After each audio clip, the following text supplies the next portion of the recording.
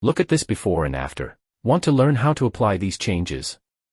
Let's get started. Also, the image link for practice is in the description. Ideas Graphics. To better understand the purpose of this tutorial, we first go to Image menu and create a temporary duplicate of the same image.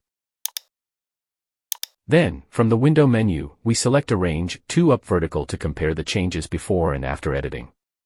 We zoom in on one of the images to focus on the details. Now, we'll select the Selective Color option from the Adjustment layer. Here, we have 9 different colors, and each one has 4 sliders to adjust the amount of cyan, magenta, yellow, and black. You can move these sliders left and right and see the changes in the image. We'll start with the red color. As we move the sliders left and right, you'll notice precise changes in the colors. Pay attention as every movement causes subtle and impactful changes.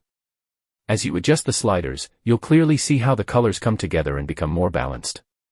Next, we move on to the yellow color. As we modify the sliders, the image gradually starts to change, and you can clearly see how the colors become more natural and appealing. Now, we move on to green. You'll notice how each slider changes the colors as we move them. Observe these changes carefully, as each slider has a different effect. Next, we go to the cyan and blue colors. However, since these colors are not present in our image, you won't see any changes when adjusting these sliders. So, it's best to focus on the other colors. Now we move on to the whites. This part is really important. Why? Because these adjustments have a big impact on the brightness and contrast of the image. Now, pay close attention when we move the sliders, you can see the changes in the brighter areas of the image. Let's adjust it a bit and there it is.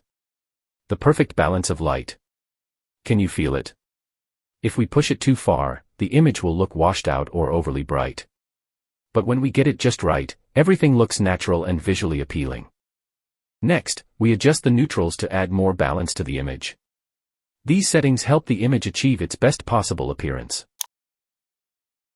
Finally, we move on to black and apply precise changes to complete the result.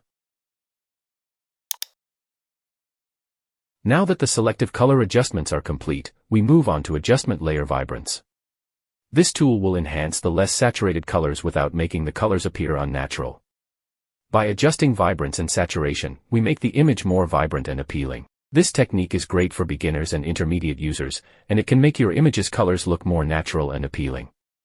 I hope this tutorial has been helpful, and that you'll use this method in your projects.